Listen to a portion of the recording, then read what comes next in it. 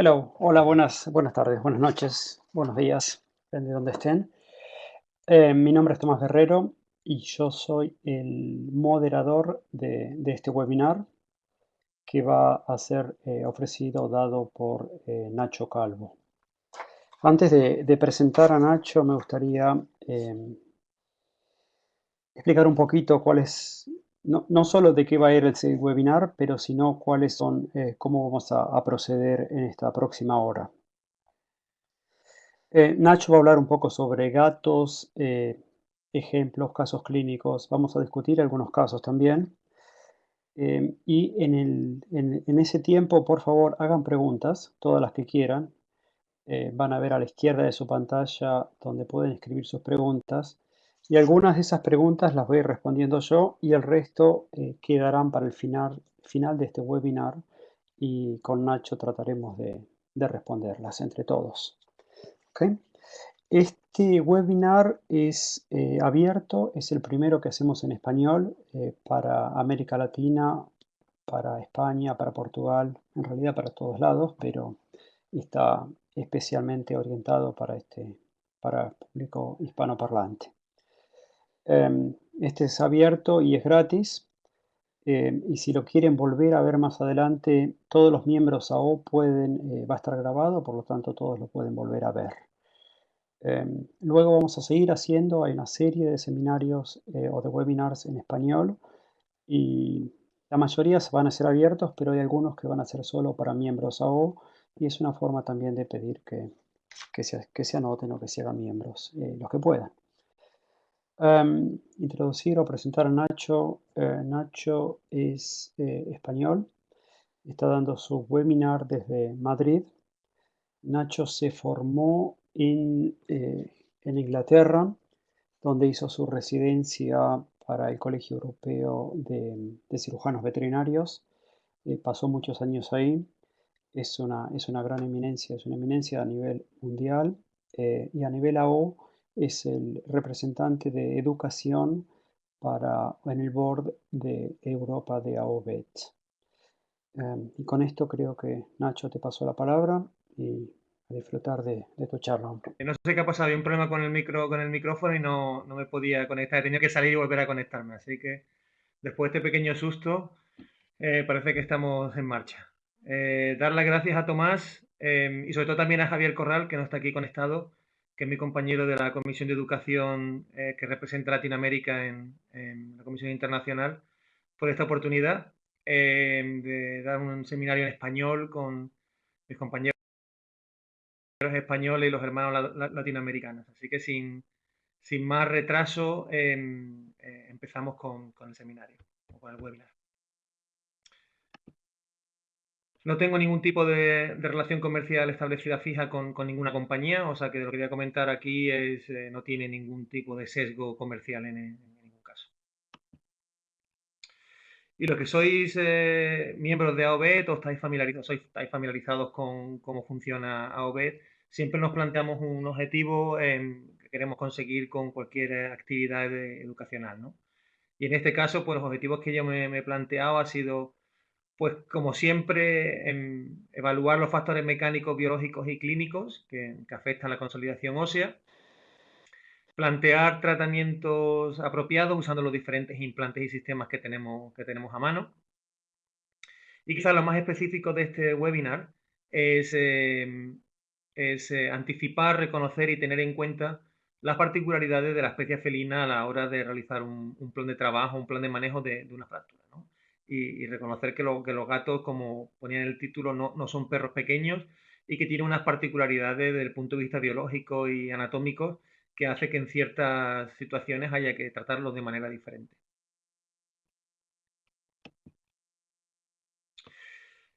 Como podéis imaginar, es imposible en un seminario, en un webinar de unos 45 minutos o 50 minutos, hablar de todas las diferencias posibles que hay entre la traumatología felina y la canina, por decir algo. Entonces he tenido que seleccionar pues, varias condiciones que quizás tengan una particularidad, una diferenciación clara, ¿no? Y una de ellas quizás sea, desde muchos puntos de vista, la luxación sacroiliaca, desde la principal diferencia que hay, no solamente por frecuencia, vamos a ver mucho más esta patología, esta luxación, fractura sacroiliaca en la especie felina que lo vamos a ver en la especie canina, ¿no? En la especie felina estamos hablando de las fracturas de pelvis son muy frecuentes, ¿vale? En torno a un 50-60% muchas veces de las fracturas que acudan a nuestros centros felinas pues van a ser pélvicas. Hay varios estudios de pronóstico, de problemas asociados como pérdida de sangre que puede haber asociado a este tipo de fracturas. Y dentro de lo que son las fracturas de pelvis, con un porcentaje muy importante, vamos a ver estas luxaciones sacroiliacas, ¿no? Una cosa a comentar, ya comentaré más adelante, pero es muy importante tener radiografías perfectamente bien colocadas para ver si tenemos la presencia de luxación fractura sacroiliaca. Pues si tienes una radiografía oblicua, puedes tener artefactos que te parezcan que sí o que no, ¿no? Esta es una radiografía que está relativamente recta, un evento dorsal, y vemos claramente, tenemos que ver de alguna manera esta estructura que debe producir como un círculo entre lo que sería el cuerpo del ilion y el sacro, ¿no? Aquí vemos claramente que está luxado, donde tengo la flecha esta amarilla, vemos que esta la parte caudal de la articulación en el ilion tendría que estar perfectamente unida aquí. Si vemos esta radiografía, nos podríamos plantear incluso si a lo mejor pudiera haber un tipo de una subluxación o un desplazamiento mínimo, ¿no? Aunque si vemos con cuidado parece que hay una continuación. Yo en este caso daría esta radiografía de aquí, esta zona izquierda como normal, daría la izquierda como anormal, pero de alguna manera a lo mejor entra quirúrgicamente o lo que sea, incluso muchas veces si el gato no es muy obeso, incluso puedes casi a través de la piel poner a lo mejor algún tipo de cangrejo o algo, agachar, aguantarla o agarrar el ala del lión y pegar un tirón y ver si se mueve una vez que el animal está claramente anestesiado, ¿no? Como un pequeño truco para asegurarnos. Es muy importante, aparte de tener esta radiografía directa, así, de una manera recta, este tipo de problemas, esta luxación sacroiliaca, siempre va a tener asociado algo más, ¿vale? Es imposible que pase la pelvis como una caja y es imposible que esto se mueva, que esto se luxe cranealmente, sin que haya una fractura o haya otra patología. O tienes una luxación bilateral y las dos orejitas, las dos palas ilíacas se mueven para adelante, o tienes una fractura, aparte de la luxación que es muy rara, una fractura en algún lado del ilion o del isquion, o generalmente lo que suelen pasar es fracturas a nivel del suelo de la pelvis o incluso a nivel del isquion. Suelen tener otras patologías, muchas de ellas a veces no quirúrgicas, pero otras veces sí, ¿no? Hay que plantearlo. Comento también en esta diapositiva el examen neurológico es muy importante. Este tipo de luxaciones con frecuencia, sobre todo, pueden llevar asociado un déficit del nervio ciático, que de alguna manera pasa de manera caudal, o sea, el nervio ciático de alguna manera va a venir por aquí, va a salir por aquí, va a venirnos por esta zona, va a pasar por aquí, justo por detrás, y va a cruzar por aquí, por la escotadura ciática y por la cara caudal, por la parte caudal del fémur. Entonces, en estos casos, si un animal a veces tiene un problema, una fractura pélvica, no es ambulatorio, entonces hacer un examen neurológico completo puede ser difícil. En estos casos, fundamentalmente nos quedamos reducidos a ver si hay una actividad motora voluntaria, y ante la ausencia de una actividad motora voluntaria clara, pues el hecho de ver si tiene dolor profundo o no, ¿no? Dolor profundo implica, la primera, no, por ejemplo, un gato te llega, no vemos que tenga un movimiento voluntario de esa pata, y entonces desde un punto de vista neurológico lo primero que haríamos sería ver un poco si tiene dolor superficial, pues pinzando la piel o algo así de una manera y ver si responde, ¿no?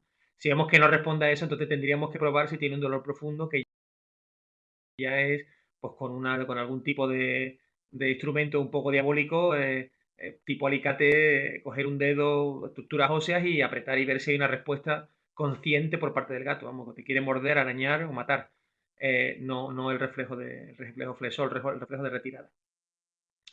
Esto en principio, si vemos los principios claros y de toda la vida de AO, afecta al eje de apoyo. El eje de apoyo es donde viene la carga, viene el fémur, el acetábulo sería parte del eje de apoyo, viene por el cuerpo ilíaco y de ahí pasa al sacro y del sacro a la columna. Entonces, cualquier tipo de alteración o de fractura desde aquí hasta aquí, teóricamente debería ser operado en líneas generales, ¿no? Luego ya veremos que hay casos que si tiene un desplazamiento mínimo o tal, posiblemente no. Pero eso en principio la subluxación sacroiliaca es a considerar como tratamiento quirúrgico, puesto que produce una alteración del eje de apoyo. Y muchas veces se produce también un estrechamiento del canal pélvico, y eso también son, de un punto de vista a la toma de decisión, el hecho de que tenga un estrechamiento del canal pélvico en torno más de un 45% de estrechamiento del canal pélvico se asocia con problemas de defecación severo, constipación en inglés, o hostipación, no sé cómo se llaman eso en España, pero vamos, una forma que no pueden defecar. Y si fuera una hembra y quisiera parir, pues también tendríamos problemas, ¿no? Y como siempre, asociado a otras lesiones con frecuencia. ¿Vale? Hay que tener mucho cuidado, es fundamental ver si tenemos una fractura del sacro, ¿vale? Si tenemos una fractura del hueso sacro, como vemos aquí, la situación es desde el punto de vista técnico de la resolución y desde el punto de vista, de pronóstico, mucho más afectada, porque esa fractura de sacro tiene un porcentaje más alto de tener lesiones neurológicas potencialmente más severas, incluso a nivel del pudendo, aparte del ciático. Y el tratamiento también es mucho más complicado. A la hora de poner, por ejemplo, un tornillo a través de las fracturas de sacro, tiene su mayor complejidad, más difícil quizás hacer, dependiendo de la conformación, un tornillo de compresión, tendríamos que a lo mejor tener un tornillo posicional. Y técnicamente, desde luego, una fractura de sacro es mucho más complicado que una luxación sacroiliaca. Y desde el punto de vista de tratamiento, pues son las tres opciones que tenemos. El tratamiento conservador, que quizás habría que matizar un poco cuándo o si se debería hacer. El tornillo de compresión a través de la pala ilíaca enganchando el sacro. Y una aguja transilíaca. Son quizás los tratamientos más comunes. Y ya os puedo de alguna manera anticipar que, de mi punto de vista, el uso de la aguja transilíaca, pues a veces puede ser como de apoyo a la colocación de un tornillo de compresión, o como tratamiento único en caso de fracturas o luxaciones sacroiliacas unilaterales, ¿vale?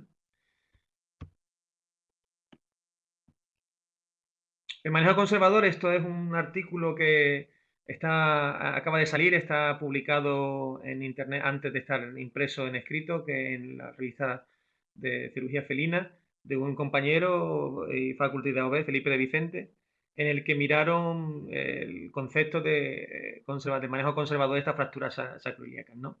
Gatos que nada más que tenían esta alteración, y diferentes medidas del porcentaje que había de desplazamiento de estas luxaciones sacroiliacas, del porcentaje que tenía de reducción del diámetro pélvico, y vieron que los que lo usaron, pues el resultado dicen que es favorable, y quizás siguiendo el concepto de en fracturas sacroiliacas, quizás con muy poco desplazamiento y con pérdida mínima del diámetro pélvico, en algunos casos puede ser una solución razonable. Como ejemplo, de alguna manera, la población que se usó era una población bastante favorable, ¿no? Sí, me parece que tenían 13 gatos que habían usado, una cosa así, y 9 de ellos eran ambulatorios. O sea, que realmente no tenían un gran problema mecánico. O sea, tendrían alguna cojera o alguna un poco de debilidad, pero andaban. O sea, que demostraban que partían de un punto bastante positivo. Con muy poco desplazamiento de estas luxaciones sacroiliacas en general, prácticamente a un milímetro, por decirlo de alguna manera, y sin una pérdida del diámetro pélvico significativo. O sea, prácticamente era una luxación sacroiliaca bastante benigna, ¿no? Importante recordar que hay cierta tolerancia a esa pérdida del diámetro pélvico en líneas generales, pero si llegamos a ese más del 45% de pérdida de reducción del diámetro pélvico como máximo, tenemos problemas de defecación casi con seguridad, ¿no? Yo no esperaría más de un 45, me parece apurarlo, ¿no? Ni un 30, si tienes un 10, una cosa así, pues a lo mejor la tranquilidad es que no va a pasar nada. Pero importante dato, estos son estos datos que conviene tener en la cabeza ante una situación, por ejemplo, un caso crónico que te llega, poder dar información al paciente de qué es lo más probable que pase, ¿no? ¿Por qué digo que traigo la luxación sacroiliaca a este webinar específico de felinos? Porque es que la anatomía del sacro es completamente diferente, e incluso lo que se llama la línea de referencia donde poner ese tornillo de compresión, ¿no? El tornillo de compresión quizás es el tratamiento más clásico de estas luxaciones sacroiliacas, y la estructura, si comparamos esto con el sacro de un perro, el sacro del perro es mucho más elongado, de alguna manera. O sea, si vemos esta imagen, que sería la cara articular del sacro, el sacro del perro tiene como una oreja por aquí que es mucho más amplia, ¿no? Y las líneas donde tenemos que encontrarlo, el punto de origen perfecto para lo que sería el corredor de seguridad de ese tornillo es completamente diferente, ¿no? En el gato vemos que prácticamente es casi en el centro de ese círculo que podemos ver, y esta X realmente está en torno al centro o incluso un milímetro más arriba, ¿no? En función del estudio que miren, ¿no? Prácticamente es en el centro, que justamente delante, aquí podemos más o menos ver esa C, que es la zona de cartílago que se ve cuando limpiamos esta zona intraquirúrgicamente, ¿no? Ese tornillo, en principio, al igual que en el perro, es importante el grosor de ese tornillo y sobre todo la longitud de ese tornillo, ¿no? En principio, ese tornillo debe pasar más de la mitad, debe engancharse en más de la mitad del cuerpo del sacro. Tiene que ser en torno a un 60% de la longitud del sacro. Y para mí el tornillo quizás de tamaño perfecto de elección es un tornillo de 2,4 milímetros de grosor, que te da un poquito de mayor consistencia comparado con el tornillo de 2. Esto es un tornillo de 2,0, ¿vale? Para que veáis la idea un poco, da sensación de un tornillo un poco de virucho. El de 2,7 se puede poner en muchos gatos y el que lo pueda poner, pues perfecto. Pero a veces el tornillo de 2,7 asusta un poco en relación al área de superficie. Yo creo que el de 2,4 es el tamaño más lógico. Yo he puesto muchos tornillos en mi vida, quizás por cobarde, tornillo 2,0, y la verdad que teniendo un tornillo que pase el 60% de la longitud, nunca he tenido un problema de rotura del tornillo o de fracaso, ¿vale? Es una experiencia personal, pero reconozco que quizás el 2,4 es el tamaño más óptimo en estos casos. Esto es un poco más de lo mismo. La imagen, esto es una imagen esquemática. Prácticamente esta es la alternativa. Quizás hay estudios que demuestran que en el centro quizás sea un poquito más riesgo, quizás un milímetro un poquito más arriba de esta intersección del quad, de lo que sería el centro, esa esfera, ese círculo que hace la cara articular del sacro, quizás sea el punto óptimo. En cuanto al orificio de deslizamiento que habría que realizar en el ilium, pues tenemos que encontrar esto, tenemos esta cresta ilíaca, que tenemos esta curvatura, entramos en una fase recta, tenemos esta línea recta aquí, antes de que empiece el cuello aquí del cuerpo del ilium, y en lo que sería esa línea recta, ponemos ahí 70% desde la parte craneal, ¿vale? Y aquí va a ser el punto donde tenemos que calcular nuestro orificio. Y ese orificio luego hacia abajo va a ser prácticamente el 50% de esa pala ilíaca felina. E incluso en un porcentaje de estos gatos, no todos, pero la mayoría, se observa una pequeña línea aquí, que aquí se ve en este modelo levemente, vemos esa pequeña línea que se llama la línea glútea, ¿vale? Y si vemos la línea glútea, pues vamos a hacer 70% de esta fase craneal de la cresta ilíaca hasta aquí abajo y en el medio, ¿vale? En ese punto tendremos que hacer nuestro orificio de deslizamiento. Si es un tornillo de 2,4, pues haremos un orificio de 2,4 y tendremos nuestro orificio en el sacro que será de 1,8 milímetros. Si por el contra usamos un tornillo 2,0 porque es un gato pequeño, una gatita a lo mejor, o tenemos, yo qué sé, por lo que circunstancia que sea, pues sería un orificio de deslizamiento de 2,0 y en el sacro sería de 1,5 para que ese tornillo enganche, ¿no? El uso de arandelas o no arandelas, yo creo que en función de la edad del gato, contra más joven, más proclive a usar arandelas. Hay gente que usa de rutina, no tengo nada en contra de las arandelas, ni mucho menos, incluso en muchos aspectos podría tener sentido para repartir un poco la carga en este hueso que es relativamente fino. Nunca me ha pasado el hecho de apretar un tornillo de compresión ahí y que se hunda, ¿no? Que se coma la cortica. Pero en un gato relativamente joven me lo podría plantear sin problema. El sentido de todos estos cálculos es porque estamos en una situación en que es muy fácil equivocarse la dirección de ese tornillo de compresión, y si te vas hacia arriba te metes en el canal con la posibilidad de hacer daño neurogénico, y si te vas hacia abajo pues hay algún vaso raro. Yo nunca he visto una hemorragia por un tornillo que se haya puesto en dirección ventral, pero sí, desde luego, si vas en dirección ventral no enganchas cantidad de hueso y acabas con un tornillo muy flojito, ese tornillo sí se va a aflojar rápidamente y posiblemente tengas un problema que tengas que revisarlo.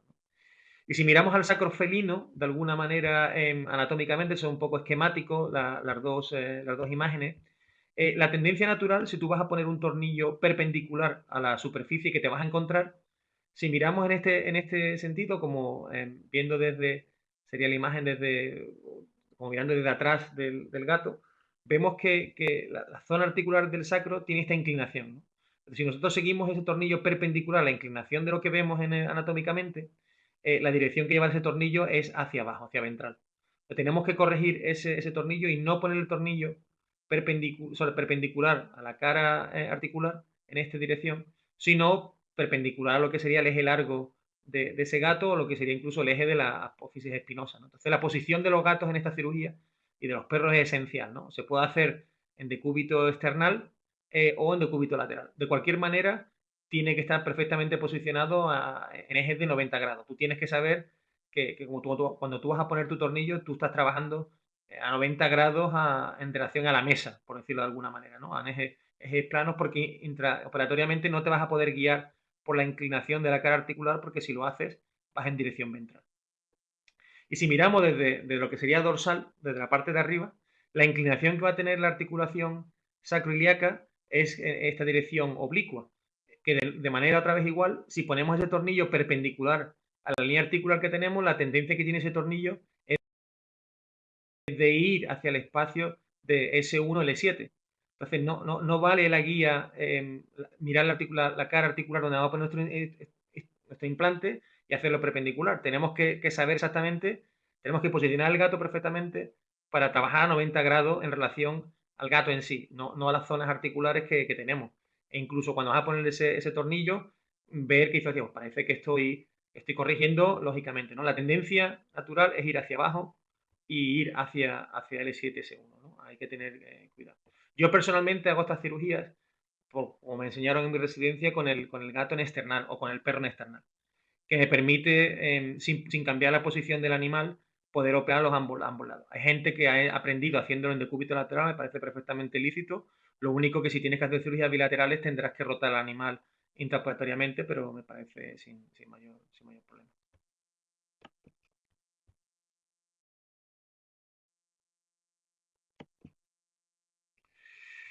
La aguja transilíaca, que lo hemos comentado desde un punto de vista como una opción, esto es un estudio que yo diseñé, vamos, una pequeña serie de casos clínicos, en el que vimos gatos específicamente con patología de la articulación sacroiliaca, sin grandes alteraciones, otras alteraciones óseas, aparte de fractura del suelo pélvico, ¿no? Y en este caso, pues se pusieron agujas en torno a 1,6, 1,4. Teníamos 6-7 casos que las pusimos. Y en líneas generales, en casos unilaterales, el resultado que tuvimos fue muy positivo, sin ningún problema. El resultado funcional es excelente. En el único caso que la usamos, cuando teníamos una luxación bilateral de ambas luxaciones sacroiliacas, se rompió la aguja, salió por el aspecto dorsal del ilio. Y de ahí, eso fue una observación que tuve y luego he visto radiografía de otros compañeros y conversaciones en que esta técnica, en casos de luxación bilateral, creo que no confiere la suficiente estabilidad y para mí el riesgo de fracaso de esta técnica en luxaciones bilaterales es más alta o no es aceptable desde mi punto de vista. Entonces, yo esta técnica la recomiendo en casos de luxaciones unilaterales, es perfectamente lícita, o incluso a lo mejor en luxaciones bilaterales que una de las luxaciones sacroiliacas la reduces y la estabilizas con un tornillo y a lo mejor la contralateral te sirve para, la estabilizas poniendo esa aguja transiliaca o muchas veces ya la suelo poner siempre rutina porque a lo mejor hago un tornillo, de compresión que a lo mejor no ha salido perfecto, sino ha ido un poquito hacia ventral. Tengo duda de que a lo mejor no ha agarrado el 60% del sacro, pero a lo mejor está en un 40, un 50. Y si tengo esta aguja sacroiliaca, esta aguja transiliaca, pues me quedo tranquilo de que tengo un soporte adicional que no me va a justificar volver a operar a ese gato, ¿no? Entonces, como tratamiento único o primario en algunos casos, sobre todo luxaciones unilaterales, o como apoyo a un caso de un tornillo sacroiliaco o incluso en esa combinación de luxación bilateral que una la fijas con un tornillo de compresión y el otro lo utilizas esto, pues podría valer, ¿no? También se puede usar dos tornillos de compresión en luxaciones bilaterales. Con un poquito de planificación es posible pasar los tornillos en el sacro sin que contacte, ¿no? Un poco de mala suerte tiene que ser que ponga los dos tornillos y se toquen, ¿no? Aunque no sería la primera vez que pasa, ¿no? Os pongo un caso real. Esto es un caso operado por uno de los residentes cuando estaba en Inglaterra. Tenemos esta radiografía, la importancia de intentar tener una radiografía perfecta. Vemos que a nivel de derecho, la articulación sacroiliaca derecha está claramente luxada. La izquierda yo creo que está bien, aunque no se ve perfectamente esta zona de aquí, pues parece que puede haber un pequeño desfase, ¿no? Que aquí acaba la parte articular del ilion y aquí del sacro, y podríamos pensar que aquí hay una subluxación, una pequeña movilidad, ¿no? Estos serían los típicos casos que a lo mejor haría o un mini abordaje quirúrgico o incluso a través de la piel intentaría poner aquí un cangrejo y pegarle un tirón y dar la sensación de si se mueve o no se mueve, ¿no? Pero en este caso el planteamiento que se hizo, viendo que este era mínimamente afectado, y bueno, claramente lo que haremos es, el planteamiento que se me hizo el residente, voy a poner un tornillo de compresión de aquí a aquí, y luego por si acaso, y ante la duda de que pueda haber una pequeña inestabilidad, voy a poner algo aquí, ¿no? Voy a poner otra cosilla, por ejemplo, ¿no? Pero bueno, esas son diferentes opciones que planteó el residente, pero hay otras opciones, ¿no?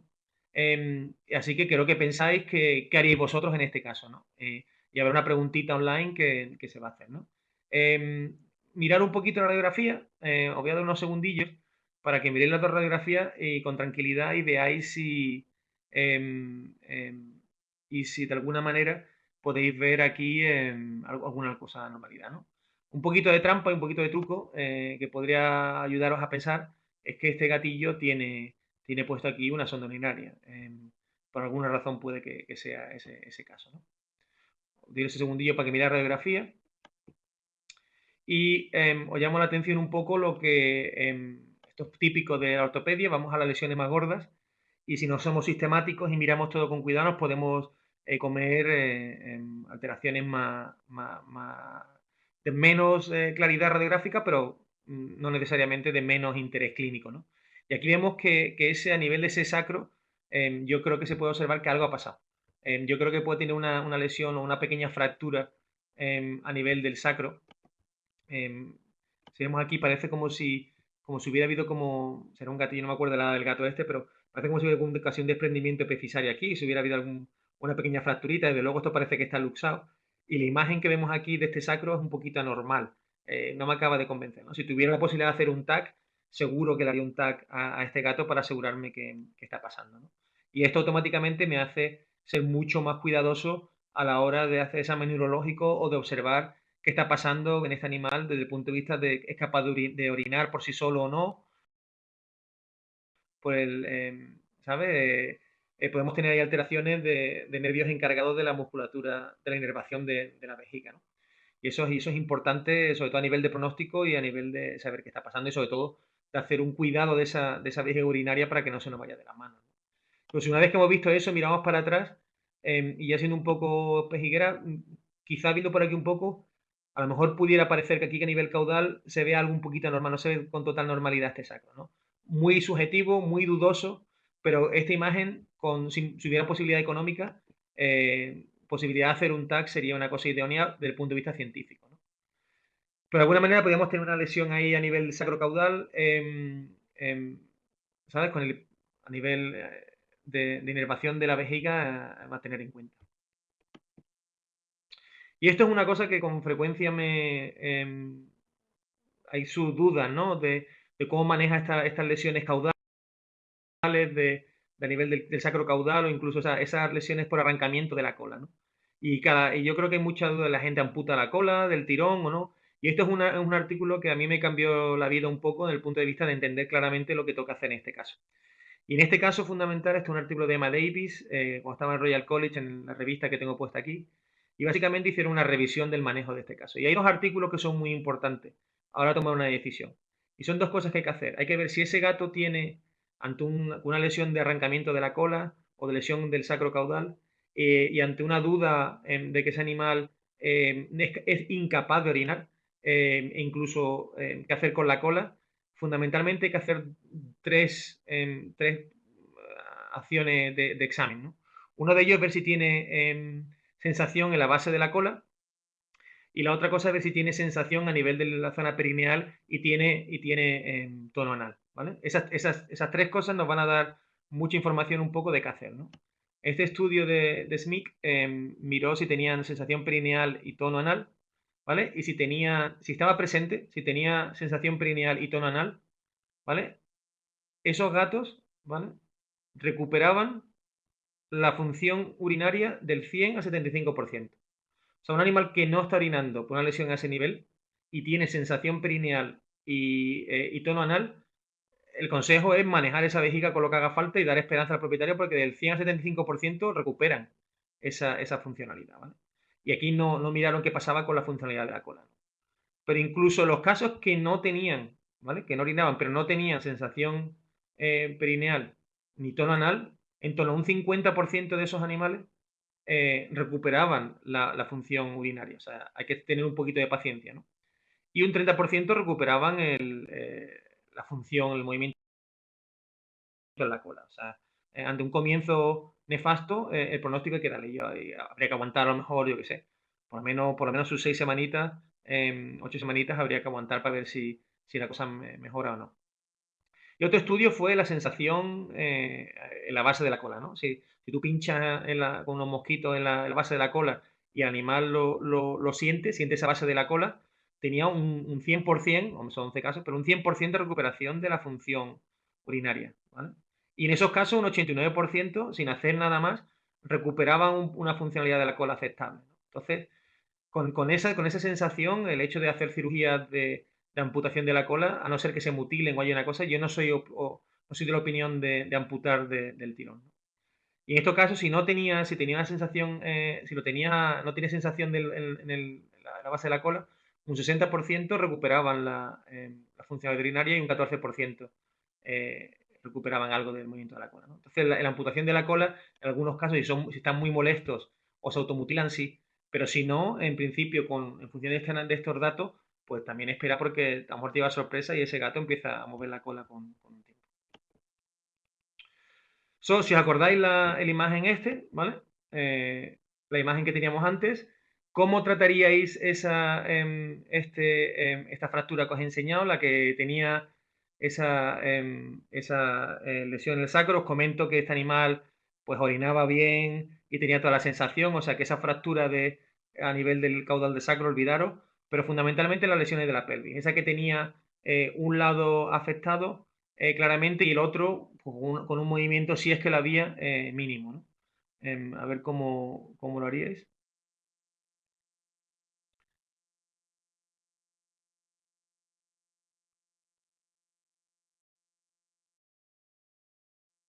¿Estáis votando todavía? Creo que lo estáis viendo todo igual que yo, más o menos.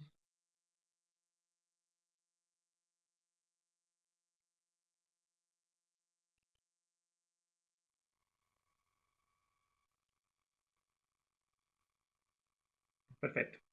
Pues tenemos aquí una gran mayoría haría un tornillo de compresión, una aguja transilíaca un 20% y un 15% conservador. Pues si... can we go back to the presentation? Yeah, thank you. Y si ponemos a la imagen aquí, para mí, de un punto de vista, el tratamiento conservador quizás no sería para mí el tratamiento de elección. Yo creo que aunque habría que ver cómo está el animal en su caso, pero desde luego estamos pensando en una situación ideal sin problemas económicos ni nada. Esto está súper desplazado y aunque no ha perdido mucho, yo creo que el estrechamiento del pélvico podría estar en el límite, me da un poco más de miedo que esto se vaya a mover por lo que sea, se meta esto más hacia adentro y tengamos un problema, ¿no? Para mí no me parece que sea un candidato perfecto para el tratamiento conservador. Si no económicamente no puede y no hay una alternativa antes de eutanasiar al gato, por supuesto que lo haría. Desde el punto de vista de poner una aguja transilíaca, creo que podría ser un candidato, asumiendo que esto esté estable, y el hecho de poner un tornillo de compresión perfectamente lícito y quizás la opción más clásica y perfectamente lógico. Entonces, yo creo que no hay ni ganadores ni perdedores, quizás el menos indicado el tratamiento conservador claramente entre aguja transilíaca o tornillo de compresión, yo creo que podría ser aceptable, nadie podría decir que está equivocado, ¿no? En nuestro caso, la decisión que tomó el residente con mi consentimiento fue que iba a hacer un tornillo iba a poner una aguja transilíaca por seguridad y sobre todo pensando en que podía pasar por la otra, ¿no?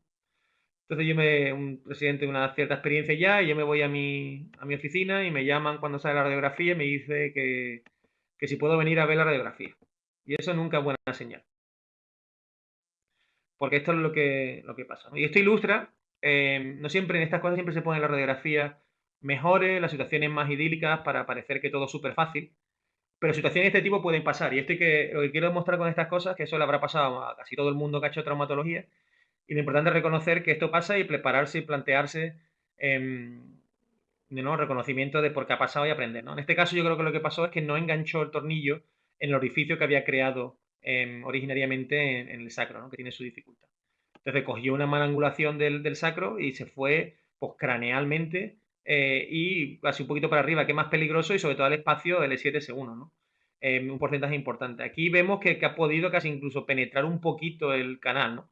La suerte que tenemos ahí, que tenemos la cauda equina y estos pequeños insultos, desde el punto de vista de las consecuencias de que este animal tenga unas consecuencias neurológicas permanentes, es improbable, ¿no? Pero el susto te lo llevan, ¿no? Y la solución que tenemos es cómo se soluciona esto, ¿no? Ahora, ¿no? ¿Cuál es la solución la solución en este caso? Y en este caso, lo positivo que teníamos de alguna manera es que yo creo que esta aguja transilíaca estaba puesta bastante bien, y sobre todo la tranquilidad de quizás que la otra articulación sacroiliaca que en esta radiografía se ve claramente que parece que está normal, ¿no? Entonces, en este caso, la alternativa es quitar esta aguja, recolocar este tornillo, y digo, uy, uy, uy, yo creo que eso puede ser posible, pero en este caso decidí que lo mejor era quitar este tornillo e intentar reducir esto un poquito mejor, porque algo te permite, y poner una segunda aguja transilíaca para dar un poquito más de rigidez en este caso, ¿no? Y esto fue lo que yo realicé de alguna manera en este caso, que vemos que no tenemos una restauración del canal pélvico perfecta, pero totalmente razonable, ¿no? En este caso, yo creo que esta fue la solución menos arriesgada que podíamos haber hecho. Ejemplos de fractura de otro tipo, fractura con tornillo y una placa, esto es un ejemplo normal. Esto es muy curioso, el uso de la placa, estas placas de TPLO, que si se colocan correctamente, se amoldan bastante bien. Y es un buen truco, una placa bloqueada que viene bien en estos casos. Otro casillo, otra situación es las fracturas de tibia, fracturas bastante común en el gato. Esto es un gato de 5 añillos que apareció así, buenos propietarios, un gato tranquilo. Y como siempre en AO tenemos que pensar en el análisis de la fractura desde el punto de vista mecánico, en el sentido de decir, va a haber qué configuración de esa fractura, en este caso es con minuta, mecánicamente no va a ser bueno, cuántos miembros hay afectados, contra más afectado, peor desde el punto de vista mecánico, como de pesados el animal, el nivel de peso corporal. Esos factores mecánicos en este caso no son particularmente buenos, en una fractura comminuta no se va a compartir la carga. Desde el punto de vista de factores biológicos, ¿es una fractura abierta o no? En este caso no lo es. ¿Cómo estamos de envoltorio de tejido blando? Contra más tejido blando alrededor, mejor, para dar aporte extraóseo. ¿Hay alguna zona, es una zona anatómica en que, aparte del problema de la envoltura de tejido blando, tiene problema vascular o no? Luego factores clínicos, como es el gato, cómo es el dueño, dónde vive el gato y esas cosas, ¿no? Hay que tener todo ese planteamiento para tener un análisis, analizar las fuerzas que hay afectando la fractura para tomar una decisión, ¿no? Gato de 5 años aparece así, ¿no? Y en este caso se decide hacer, esto no es mi caso tampoco, pero pongo casos con controversia, se decide hacer una cirugía mínimamente invasiva, se contornea esta placa con una radiografía de la tibia contralateral y se hace con dos pequeñas incisiones, veis la grapas arriba y abajo, se pasa con un túnel así epiperioestal, se pasa y una plaquita, yo diría que 2,4, incluso si me apuras casi 2,0 en este caso, dos tornillos arriba, dos tornillos abajo, ¿no? Recuerdo cómo hacemos en AO esto de revisar la radiografía de manera sistemática, alineamiento, la articulación de arriba y de abajo están paralelas, no hay varo, no hay valgo. La posición, a pesar de ser cominuta, parece que está bien, hay un cierto contacto de los fragmentos óseos.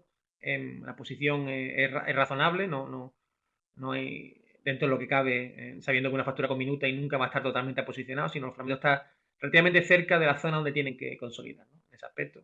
El aparato, que es los implantes que usamos, ¿hay algún problema con ellos? ¿Están rotos? ¿No están rotos? ¿Se han usado las reglas que esos implantes tienen que seguirse, por ejemplo, como con los cerclajes? O en este caso una placa con 2 tornillos, 2 arriba y 2 abajo. Son 4 corticales, que estamos un poco en el límite de quizás se recomienda habitualmente un mínimo de 6, si es posible. O sea, aquí estamos un poquito flojos de fijación con tornillos y quizás una placa, analizando el aparato desde mi punto de vista, demasiado poco metal, demasiado fina esa placa, quizá demasiado pequeña incluso de calibre, multiorificios, sin ser una placa soporte, ahí ya me empieza a asustar. Y actividad en este caso no la podemos valorar porque acabamos de salir de quirófano, habría que tener una imagen 6 semanas más tarde para ver si se está produciendo una consolidación o no. Y vemos que aquí se produce este doblamiento. Aquí no se ha tenido en cuenta las fracturas de doblamiento, que es una cosa muy típica. El mayor porcentaje de fallos al usar placas es esto. Y esto se basa fundamentalmente en el concepto del contacto transcortical, ¿no? En las zonas de compresión, si tú te dejas una zona conminuta que no hay contacto de las corticales, al producirse una fuerza, esto se va a colapsar. Y se va a romper o se va a doblar la placa, ¿no? Si esto fuera al revés, si la conminución estuviera justo bajo la placa y hubiera contacto transcortical, no hubiera pasado nada, porque al apretar la fuerza aquí, a la zona de compresión, hubiera contacto cortical y no hubiera pasado nada. La placa es muy buena resistiendo tensión, muy mala resistiendo compresión. Esto es totalmente predecible, aunque hagan MIPO, ¿no? Yo digo que la MIPO a veces, la osteosíntesis mínimamente invasivo, es el peligro del habilidoso, porque creemos que la biología va a compensar todo nuestros defectos mecánicos, ¿no? Y hay que ser igualmente de control con mecánico como control biológico, ¿no? En este caso. ¿Qué ha pasado? Un error de cirujano, ha habido el implante es insuficiente, a pesar de haber hecho mínimamente invasivo y preservar la biología. Las fuerzas de doblado no se han tomado demasiado en serio. Había ese defecto transcortical por la conminución y a pesar de que es un sistema flexible, la flexibilidad te permite cierta cosa, pero no el bamboleo que ha tenido que tener esta placa de alguna manera.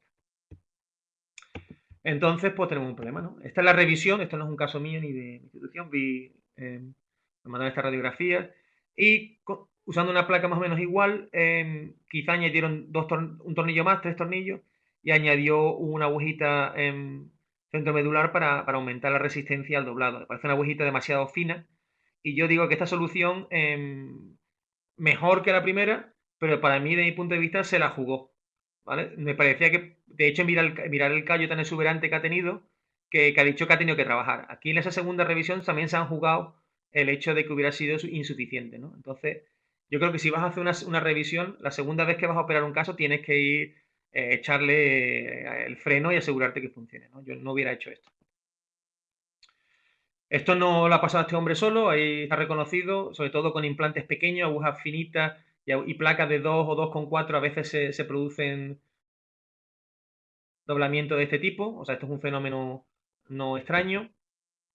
Y la resolución en estos casos muchas veces son con placas y agujas de mayor calibre o placas a lo mejor estas que son como de alargamiento, esas placas que son sólidas en el centro, o el uso de placas ortogonales, que es mi preferencia, ¿no? Placas en 90 grados de una de la otra, ¿no? Está publicado por un grupo inglés en el que usaron esto como de manera rutinaria en estas fracturas comminutas, sobre todo el tercio distal, que a lo mejor tenemos dificultad de pasar un clavo suficientemente, y los resultados han sido bastante positivos. Esto es una técnica que yo uso con mucha frecuencia, ¿no? Son radiografías operadas con José Luis Fontalva, que es uno de los residentes que tengo aquí en Betsia, y vemos fracturas comminutas a nivel distal y uso de dos placas biaxiales, ortogonales, bloqueadas en este caso, combinación de una placa de 2,0 y una placa de, bueno, 2,0, 1,5 en función de lo que queramos los tornillos, y una placa craneal de 1,2. O sea, una incisión, se pueden hacer las dos placas, tanto craneal como medial, sin mayor problema, ¿no? O sea, las imágenes, buen alineamiento, en una posición aceptable, actividad no podemos decir nada todavía, y aparato correcto. Caso curioso, fractura en este tercio distal de la tibia es muy común. Esto es un caso, un gato que había tenido una fractura vieja anterior, no tratada, había hecho como un procurvatum de la tibia y el gato había estado bien hasta que saltó de una altura y se fracturó por debajo de la fractura antigua, ¿no? Cuando llegó yo le comenté al propietario de hacer una pequeña corrección angular para quitar ese procurvatum, pero el propietario dijo que el gato estaba estupendo antes y que me dejase de rollos, que pusiera, que arreglase la fractura que tenía ahora y que me dejase de hacer cosas heroicas, ¿no? Y bueno, pues en este caso, usando una placa bloqueada que permite así cierto contorneo en varios grados, pues una reconstrucción anatómica con un tornillito de compresión para reducir anatómicamente los fragmentos y una placa de neutralización bloqueada. ¿Vale? Y por la curiosidad del uso de esta placa que me permitiese contorneo para dejar el gato con el procurvatum que el propietario había dicho que no tocásemos, ¿no? Caso curioso simplemente. ¿Qué haríais con este gatito de 5 meses? Bueno, tenemos fractura de tibia en estos casos. ¿Vale? Opciones: placa medial, fijador tipo 1, fijador tipo 2, coaptación externa.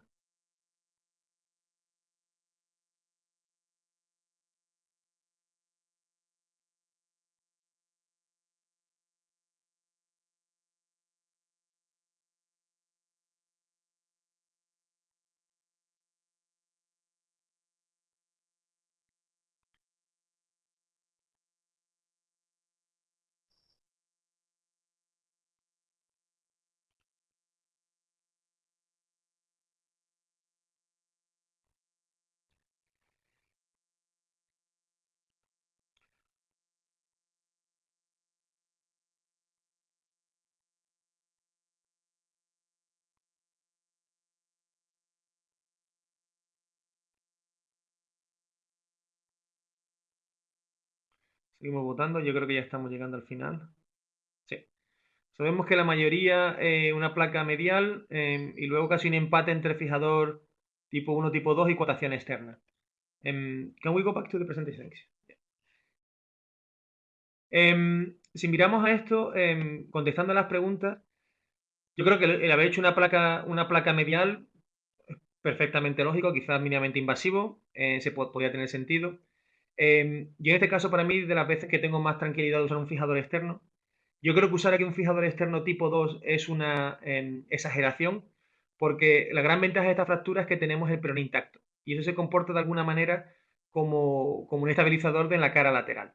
Entonces, meter un fijador tipo 2, aparte de que al poner un fijador tipo 2 en la tibia nos saltamos por la torera los corredores de seguridad que tenemos y la morbilidad que se produce al pasar por el tibial craneal por la cara lateral. Y creo que es innecesario. En este caso, con un fijador externo tipo 1 es más que suficiente. Y el hecho de usar un tratamiento conservador, si pudiéramos poner una férula o algo así, teóricamente a lo mejor funcionaría. Mi experiencia poniendo férula en un gatito de 5 meses es nefasto. Se la quitan y es un problema, ¿no? O sea, teóricamente a lo mejor podría funcionar en un mundo ideal, pero yo creo que pensando en un gato de 5 meses, pensar que se va a poder mantener una férula, yo creo que es un poco idílico. Entonces, para mí, una placa medial o un fijador externo tipo 1 con 2 tornillitos arriba, 2 tornillitos abajo, 2 agujas arriba, 2 agujas abajo, es más que suficiente y en este caso fue lo que yo hice en este caso y vemos que la respuesta es más que suficiente, ¿no? Esto está publicado y casi que esto lo hago a cielo cerrado, no abro ni la piel, ¿no? Estos fijadores externos los hago entre tracción y un poco de palpación a nivel de la fractura, lo puedes hacer una reducción más que aceptable. Hay un estudio aquí viendo que los fijadores externos en tibia de gato dan más problemas que las placas.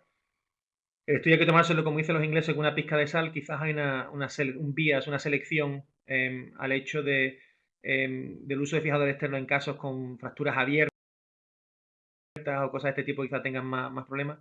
Pero en líneas generales, yo considero que la fractura de tibia hay un porcentaje importante de no uniones y yo creo que en líneas generales a analizar cada caso en sí, pero para mí el tratamiento habitual de estos casos es placa siempre que sea posible, ¿no? Creo que es mejor la fijación interna, mejor que la fijación externa basada en este artículo y la experiencia personal, aunque hay gente que puede tener opinión diferente. Pero la evidencia y la experiencia, en mi caso, creo que siempre que se pueda, placa en tibia de gato para mí es preferible. Pasamos a al último grupo de patologías, la luxación de codo en gatos, una situación traumática. Que vamos a ver que normalmente se produce una luxación de codo con integridad de la articulación radiocubital, lo normal.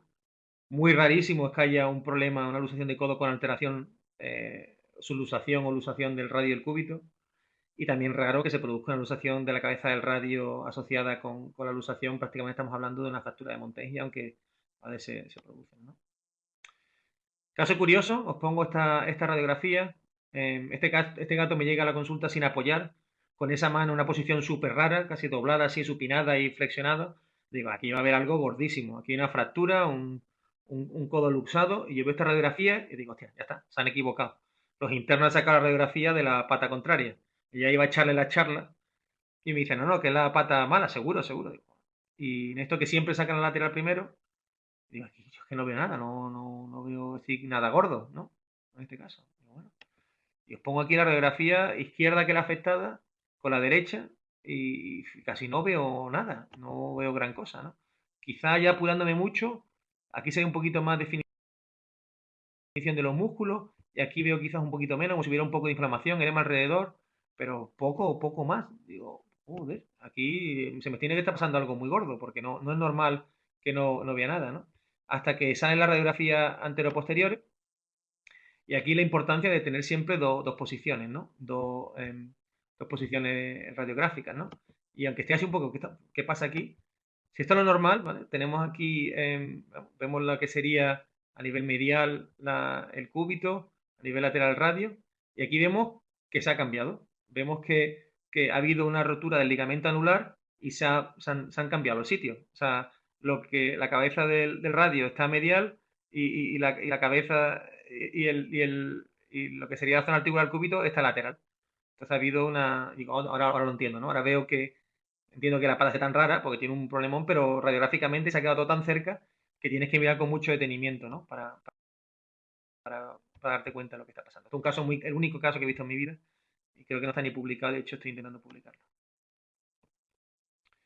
Es lesión infrecuente y la gran cuestión que tenemos aquí es, ¿deberemos tratar esto de reducción cerrada o con cirugía, ¿no? Y eso es lo que voy a intentar resolver porque la luxación de codo en el gato y en el perro es completamente diferente, ¿no?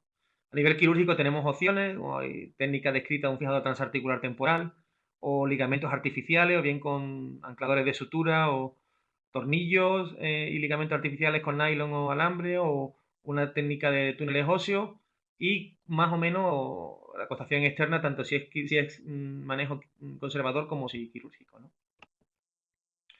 Reducción cerrada, estas son imágenes del FOSUM, del libro de cirugía, que os recomiendo que veáis cómo se hace la reducción cerrada. Quizás muchas veces es mejor que alguien te enseñe, tiene sus pequeños truquillos, pero bueno, una vez que ha hecho uno, ya esto es como montar bicicleta, no te olvides. Tratamiento quirúrgico, las diferentes opciones, imágenes arriba del Tobías y abajo la técnica de Farrell, que es la que yo suelo hacer. Pues Mike Farrell fue mi supervisor en la residencia y se trata de hacer unos túneles, túnel transcondilar, túnel a la cabeza del radio, túnel a nivel cubital y se pasan dos hebras de sutura desde lateral a medial por el túnel del húmero y se pasa una por la cabeza del radio y otra por el cúbito y se anudan en la cara lateral, ¿no? Hay que tener cuidado por medial de no atrapar el nervio mediano, tiene sus trucos técnicos, pero es una cirugía bastante fácil una vez que sabes hacerla y sobre todo que no necesita ni férula ni nada después de esta cirugía, nada más que reposo en jaula 4 o 6 semanas y es bastante llevadero para los gatillos. Esta es lo que hice en el caso ese que os mostré anteriormente, que hice la técnica de Farrell, pero le añadí un orificio para poner otra sutura desde la cabeza del radio hasta el cúbito para crear un ligamento anular. Pregunta para vosotros, ¿qué especie tiene mejor resultado con la reducción cerrada de la luxación de codo? ¿Vale? ¿Perro, gato o son parecidos? A ver si podemos poner la pregunta. La pregunta es, ¿quién tiene mejor resultado, ¿no? ¿En qué caso si hacemos un manejo conservador con una reducción cerrada tiene mejor resultado en comparación con tratamiento quirúrgico?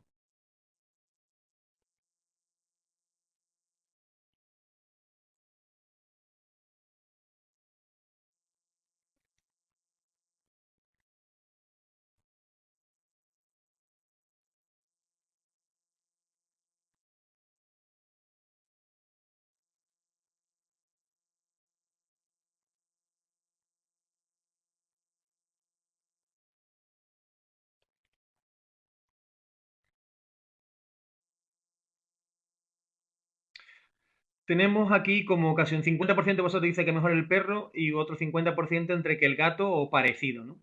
La respuesta claramente... si we can go to this back. La respuesta es que mejor respuesta al tratamiento conservador el perro. Ahora explicaré por qué. En la literatura no había muy pocos estudios mirando esto y de hecho he participado en un grupo que hemos mirado los resultados en perro y en gato. Y esto es el caso un poco de alguna manera, ¿no? Además, casualmente los estudios son 37 perros y 37 gatos, son artículos diferentes y lo hemos hecho en diferente tiempo, pero ha coincidido así.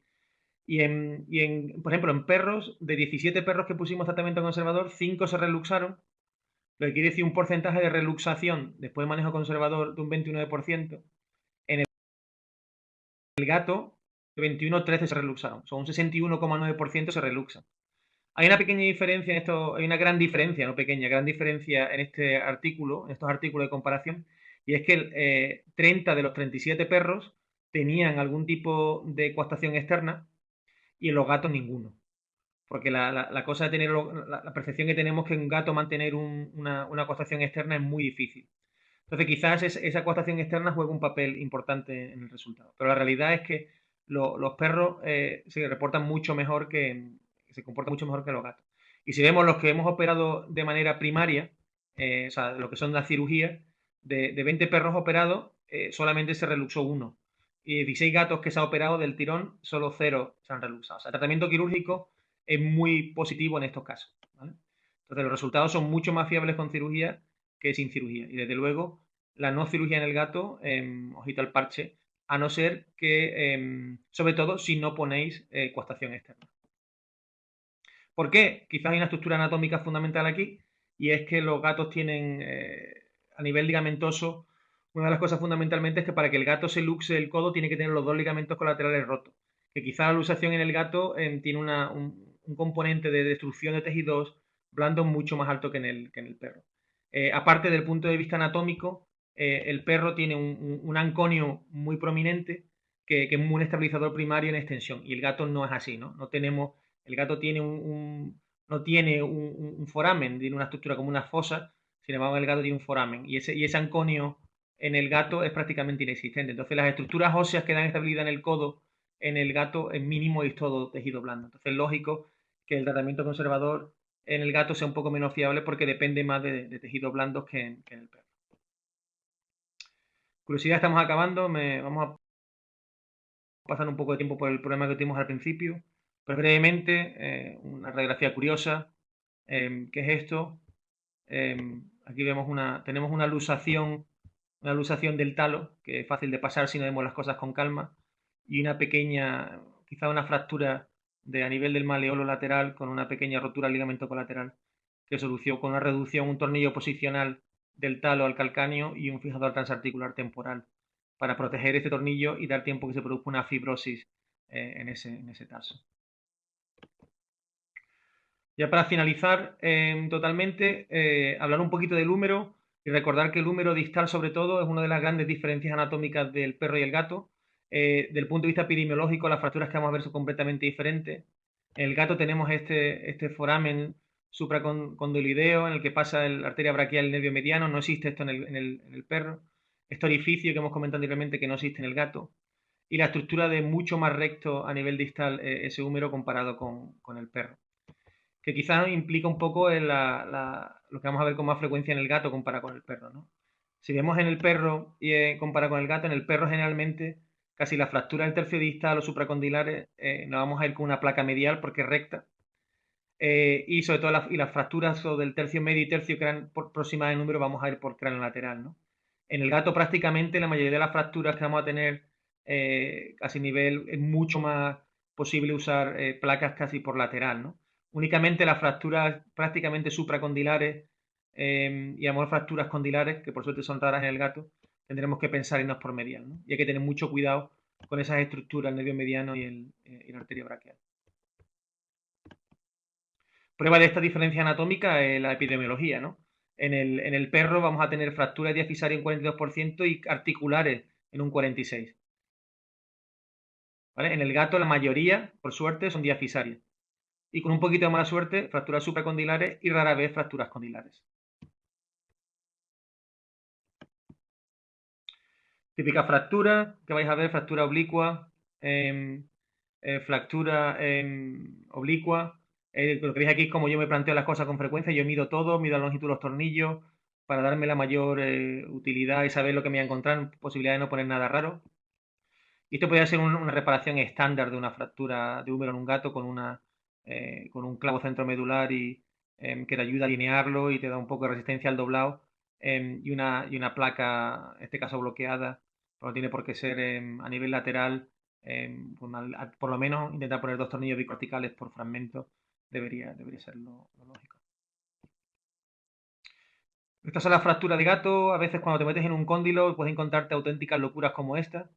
Este gato, perdón, acabó amputado. Le intenté hacer una fijación con un fijador circular, con un híbrido circular a nivel distal y lineal proximal. Hizo una no unión y acabó con una amputación. Estas fracturas comminutas, fracturas en Y en un gato, son fracturas para tener mucha experiencia en ortopedia y meterte a operar con gente que sepa. Ya estamos. Al final he corrido un poquito para que os podáis ir en España, los que estén en España, irse a la cama. Y quería comentar esto antes de acabar. Esto es un curso, sobre todo para los compañeros en Latinoamérica. Esto es en enero del 2021. Esperemos que estemos libres del COVID y estas cosas. Va a haber un curso máster específico en traumatología felina. El chairman es Karen Perry, una amiga mía que trabaja en Michigan State, y van a hacer este curso en Las Vegas. Así que todo el que tenga un interés en la traumatología felina, por favor considerar atender este curso máster de traumatología felina, que seguro que será muy interesante y provechoso para todos. Antes de entrar en las cuestiones, recordar un poquito la intención de este webinar es recordar que los gatos tienen diferencias biológicas, como por ejemplo, quizá la tibia distal, aunque no he hecho hincapié anteriormente, la tibia distal en el gato tiene muy poca cobertura de tejido blando. Hay algunos estudios dudosos que quizás sí tengan poca cobertura de vascularización a nivel del periósteo y de alguna manera se asemeja un poco al concepto del radio distal en las razas toy. Los gatos, por ejemplo, la fractura de en consolidar, parece que no pasa nada y de pronto a las 12 semanas pegan un subidón de crear hueso. Los gatos se comportan biológicamente diferente que los perros en muchos casos. Eso de que se dicen que si un gato tiene una fractura y con que los huesos estén en la misma habitación pegan, es la mayor mentira que he escuchado en mi vida, ¿no? Y desde luego anatómicamente el húmero distal no tiene nada que ver con el perro y otras zonas anatómicas, por ejemplo el sacro, la anatomía de la articulación sacroiliaca no tiene nada que ver con el perro, ¿no? Y si tú haces lo mismo que en el perro en un gato, la vas a liar. Siempre pensar, cuando pensamos en una fractura, los factores mecánicos que están afectando esa fractura, configuración de la fractura, hay contacto en esa fractura, peso de ese animal, cuántos miembros están afectados, siempre adaptar tu implante al estrés, a la situación mecánica que van a sufrir. Desde el punto de vista biológico igual, si está abierta esa fractura, si tiene poca cobertura ósea, a intentar pensar si te va a ayudar y va a cicatrizar rápido o va a tener que ser una cicatrización prolongada. Y esos factores clínicos de ver qué va a hacer ese propietario con ese gato o cómo se va a comportar ese gato en su casa, porque si el gato está loco y es inmanejable, a lo mejor tienes que pensar que le tienes que meter más metal a ese gato, ¿no? Si un animal, generalmente si algo va mal, la culpa es del cirujano. Y el que no admite eso, mal vamos, ¿vale? O sea, el 99,9% de los errores es error del cirujano. Y usar los implantes que mejor se responda en cada caso y que mejor te vaya a producir una respuesta positiva, ¿no? Y sin más, creo que paso la palabra a Tomás, que tendrá alguna preguntita suya o de alguien. Oh, muy buena presentación, Nacho. Muchísimas gracias. Ha sido un placer verte y escucharte. Hay varias preguntas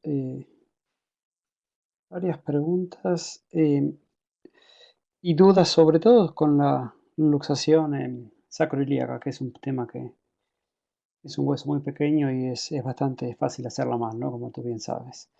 Em, ¿Alcanza con colocar una aguja solamente?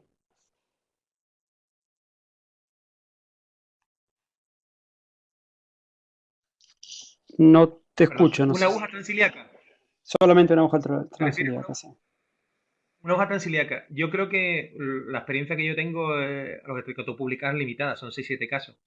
Pero la experiencia mía hablando con otras personas, yo creo que en casos de una luxación unilateral, eh, sin ninguna otra patología manifiesta aparte de fracturas del suelo pélvico, creo que es suficiente.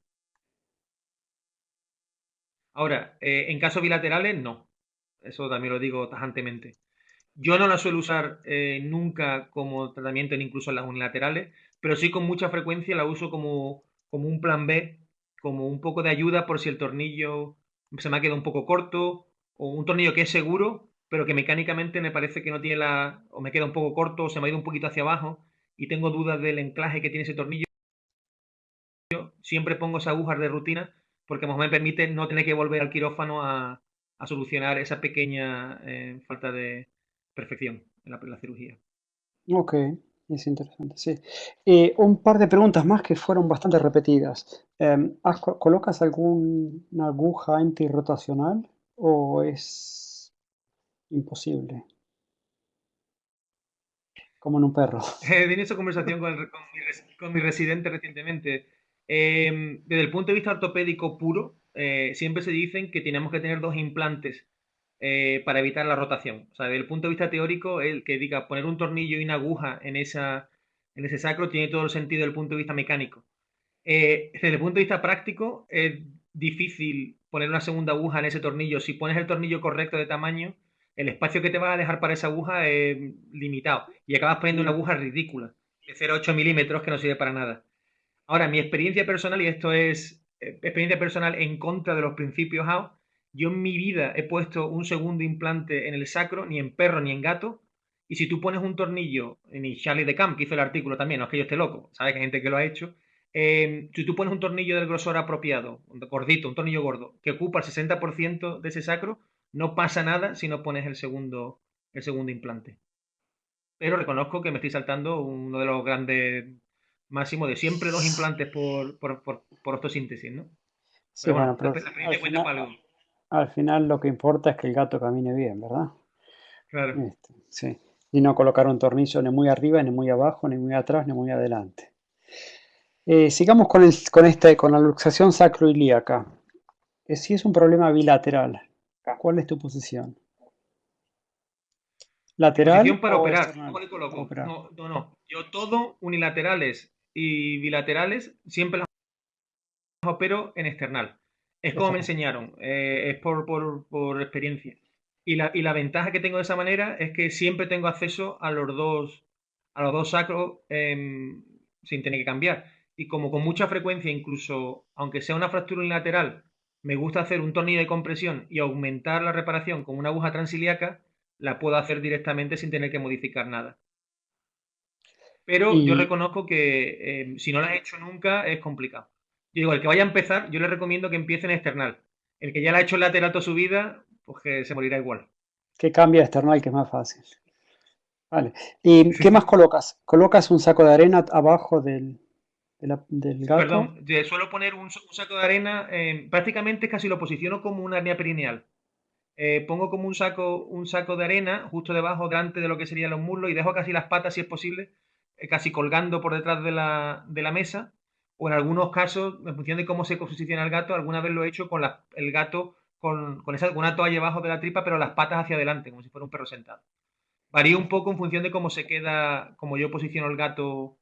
Y ahora, por ejemplo, que tengo acceso a arco quirúrgico en el quirófano, al igual que para las prótesis de cadera, me gusta pegarle un disparado con el arco quirúrgico al gato cuando lo tengo fijado y me aseguro que está perpendicular.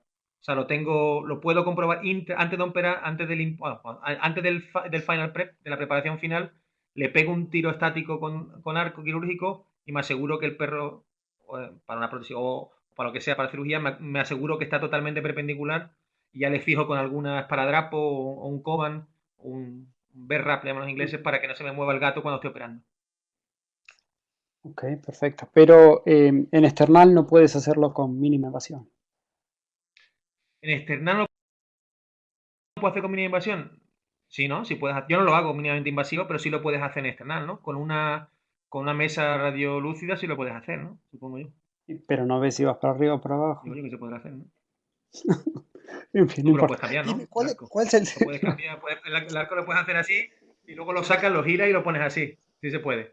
Se puede, entonces se puede, vale. Yo tampoco las hago, por mínima invasión. ¿Cuál es el tamaño de tu aguja transilíaca? Intento poner 1,6. Opa, a la inglesa. Ni- co- ¿Y cómo las A la doblas inglesa, sin uno partir tocho. medias? 1.2 Con- inclusive. hay un truco. Una fácil, porque la dobla, la dejas larga, la dobla y te la traes para ti. Y la otra, yo la doblo. De hecho, en la imagen que tengo en la imagen aquí en el libro, veis que una está hacia arriba y otra abajo. A ver si la puedo poner para atrás. Yo, en el lado mío, en la que doblas al final, la intento doblar hacia abajo, porque tengo más hueso, no hacia arriba porque la puedo arrancar. Y si estoy moviendo la presentación, a ver si llego a esto y explico exactamente a lo que me refiero.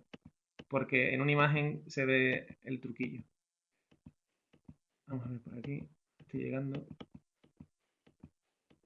Vamos para allá. Estamos llegando. No esto. Esta, no.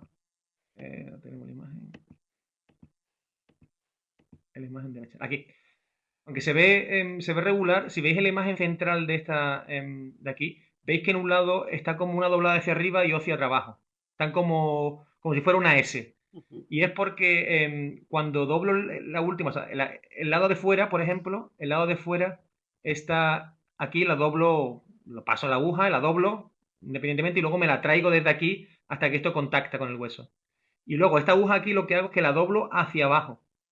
Porque si la doblo hacia arriba, tengo la posibilidad de que esto lo arranco, o hacia craneal. La doblo hacia abajo para hacerlo sobre la mayor parte del cuerpo del Ilium. Una alternativa que lo uso alguna vez, sobre todo en gato joven o lo que sea, no es muy bonito, pero es práctico. Y yo tenía por ahí unos clamps de estos de que cae Kirchner, que no usaba para nada, de estos pequeños, y a veces lo que puedes hacer es meterle tensión y ponerle un clamp estéril, apretarlo sobre eso y luego cerrar. Es un momotraco, pero pones musculatura glútea que tapa ese clan de un fijador externo para que haga tope, ¿no? De alguna manera. Si tienes miedo a doblarlo porque es un gato muy joven. Pero si ese fuera el caso, yo a día de hoy no usaría esto. Pondría un tornillo o otra cosa. Porque sí hay un miedo que al doblarlo te arranques el hueso. Sí, esa es mi pregunta. Tú sabes que esta técnica de la aguja transilíaca es muy del Reino Unido y muy poco usada afuera. Yo lo aprendí creo que contigo en uno de los cursos ahí. Eh, el tamaño de la aguja siempre me asustó un poco, esa aguja tan grande que colocan ahí. Eh, Sí. ¿Tiene sentido el tan grande? Tú sabes que rompes el hueso, pero no se rompe una aguja de 1.2, por ejemplo, jamás se te va a romper. Quizá, no sé, como tú bien dices, en el Reino Unido somos muy mecánicos de mucho metal. Ujú. Yo es que, sinceramente, nunca he tenido problemas por la experiencia o por cómo me han enseñado con una aguja 1,6 me quedo más tranquilo. Rebajarla me da un poco de miedo. Desde luego, si es una aguja secundaria, si has puesto un tornillo de compresión y estás poniendo esa aguja para darte un poco de apoyo, sin duda, bájate una aguja de 1,4 y no va a pasar nada. Y si es tu única forma de tratarlo desde el punto de vista mecánico, yo intentaría con la 1,6, le intentaría por la experiencia personal, porque no te puedo comentar, no tengo la experiencia de decirte que hago con una de 1,4. Ok. Que posiblemente tenga razón y funcione igual, pero como no tengo la experiencia personal de decirte va bien, pues tampoco no soy de mentir. Entonces, lógicamente sí, pero no tengo la experiencia de bajar de aguja. Yo bajo 1.2 en general para un gato de 4 kilos. Y me permite comprimirlas bien la Eso parte craneal y separar la caudal, pero es mi experiencia a los golpes es muy también. valiente, Tomás. Pero me gustan colocar dos tornillos. Es más fácil. Bien, Porque sigamos con las preguntas. por Hablemos cada un lado te poco de... refieres, ¿no? ¿Cómo? Un tornillo por lado, No he sí. comentado, sí, no he comentado pues supongamos lo quieres comentar tú, porque vosotros en Zurich hacíais como un abordaje un poco diferente, ¿no? Que desde dentro hacia afuera, ¿no? Por un abordaje ventral, ¿no? Lo hacíais. Teóricamente sí, pero no, en realidad es imposible. O sea, puedes poner el dedito por abajo, sí. No, Me hacíamos, alegro que digas la verdad. no, en verdad sí, hacíamos un abordaje, ¿cómo se? Una trance abdominal. sea si de adentro afuera, pero solamente en casos de hernias abdominales. Sinceramente es totalmente desrecomendable. A no ser que conozcamos la anatomía perfectamente y tengamos ganas de sufrir y sea un gato flaco y no tenga grasa, es muy lindo, pero si no es imposible. Cuando abres y empiezas a separar, llegas a la parte abdominal o ventral del sacro y ves todos los nervios y las arterias ilíacas y demás, y las tienes que separar para colocar los tornillos, no es una técnica recomendable. Ok. La hemos probado y no. Vale, me Está alegro. publicada, pero no la recomiendo. Muy bien, perfecto. Sigamos tenemos 10 minutos más o sí de preguntas, ya que nos pasamos un poquito de tiempo, nos pasamos bien de tiempo. Vale. Eh,